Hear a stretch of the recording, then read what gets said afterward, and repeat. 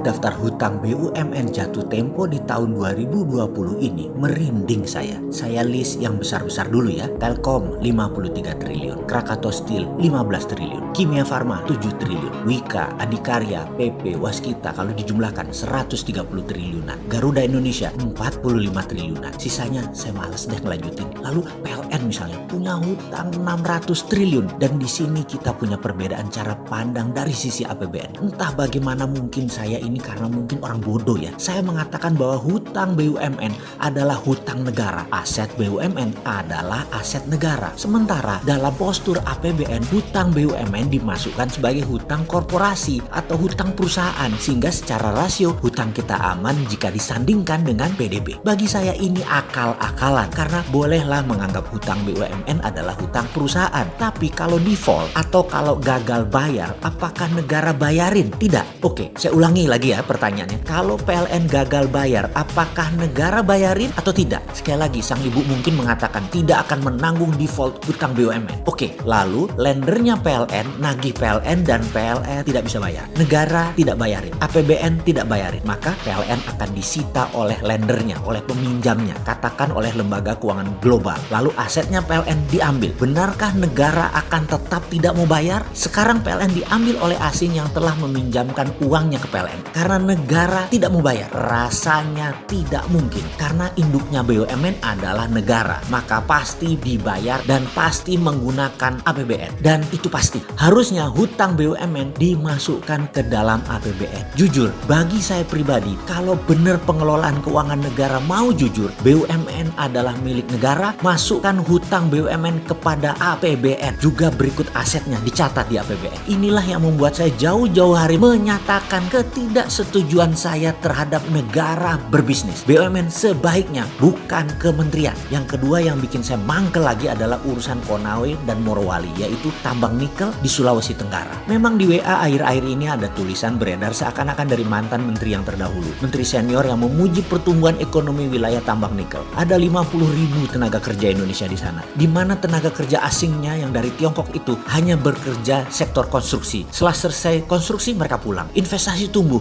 dan pendapatan daerah menjadi tumbuh luar biasa. Begitulah dia menulis. Tadinya saya mau diam aja, tapi kok sepertinya jadi kayak bener tindakan itu. Ya terpaksa kita buka-bukaan lagi. Pertama saya minta izin dulu ya. Urusan tambang jangan ragukan pengetahuan saya walaupun hanya sedikit. Namun dua perusahaan tambang saya yaitu CaOH 2 kali atau kalsium hydroxide dengan kapasitas 100 ton per hari adalah sebuah pengalaman panjang sejak tahun 1996. Kemudian pabrik litium kecil, belum skala komersial, namun cukup buat memahami apa itu dunia pertambangan, smelter, hingga proses pemurnian sampai finish produk. Pertanyaan pertama, apakah smelter nikel Konawe itu sampai pada tingkat finish produk atau hanya merupakan aktivitas untuk pembersihan impurity saja? Maksudnya bagaimana? Menurut saya smelter modelnya di NPI atau nickel pig iron itu akal-akalan Tiongkok. Itu mesin banci. Bener, mesin banci. Hanya membuang silikat dan unsur-unsur pengotor lainnya yang tidak memiliki nilai ekonomis. Namun nikel, fero, lithium, kobalt, dan mineral rare earth lainnya dalam fraksi yang sangat kecil tetap tidak terbuang. Ini terangkut. Jadi masih terkandung di dalam logam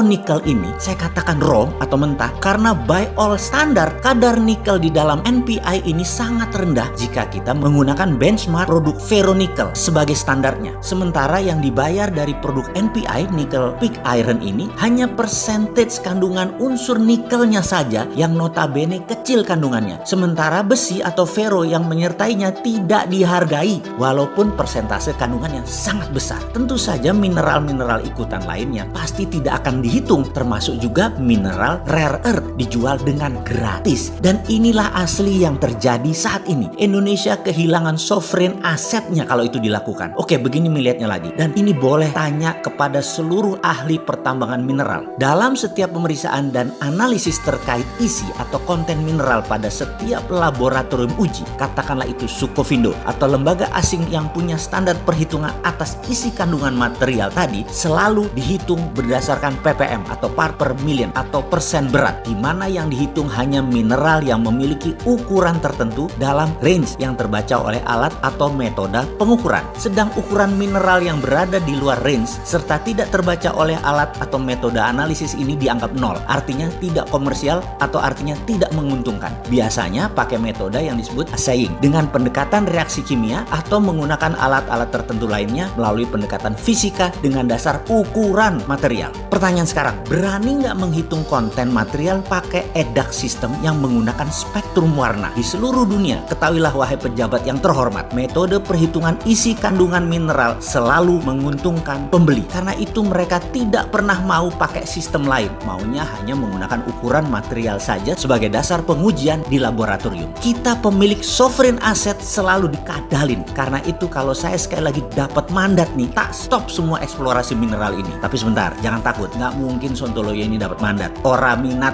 belas, ambil tuh jabatan. Nggak pantas orang kayak saya ini. Jadi dalam hal ini, jangan bandingkan dengan 50.000 tenaga kerja Indonesia yang bekerja di sana. Lalu ada investasi 20 triliun sebagai sebuah kebanggaan. Pak, yang namanya investor duit 20 triliun itu ya harus balik. Kalau perlu, beli pejabat. Kalau perlu, pejabatnya diajak masuk bisnis. Namun sebuah kepastian lain adalah aset kita, mineral kita, sovereign aset kita hilang karena silau dengan uang cepat itu pejabat. Kalau dari pendekatan income statement sekarang, kehadiran investasi asing merupakan subjek pajak dan royalti terkesan sangat menjanjikan. Namun coba lihat dari kacamata lain. Untuk setiap material seperti biji nikel laterite ini, jangan hanya dilihat dari komoditi dagang atau trade commodities. Coba lihat dari kacamata mineral strategis. Mineral strategis pendekatannya bukan komoditi dagang yang dicatat sebagai revenue dalam income statement negara, tapi dicatat sebagai sovereign asset yang ada di balance sheet negara. Kalau dicatat sebagai sovereign asset, manfaat nikel di Morowali dan Konawe bukan untuk 50.000 orang, tetapi buat 5 juta manusia Indonesia. Lupa, tapi pejabatnya yang jadi pengusaha gak dapat apa-apa. Maaf, lanjut deh lo, monggo, kata dia. Ya mending buat 50.000 orang lalu dibungkus propaganda agar terlihat pahlawan. Walau aset hilang, kan rakyat nggak tahu apa-apa tentang sovereign aset ini. Rakyat toh masih bodoh. Bahkan dikasih duit 400.000 per hari untuk ngebuzzer yang kesannya beda dengan apa yang dijalankan pemerintah. Pokoknya serang, banyak yang mau. Sahabat, semoga informasi ini bisa dipahami. Sedikit kontribusi pemahaman pandangan dari sisi lain. Sedikit kritis, tapi ada solusinya. Sungguh, sovereign asset itu adalah cikal bakal sovereign wealth fund yang harusnya negara mainkan di tengah pandemi ini. Bukan malah menyetujui undang-undang minerba yang baru yang kemudian membuat sovereign asset kita hilang selamanya.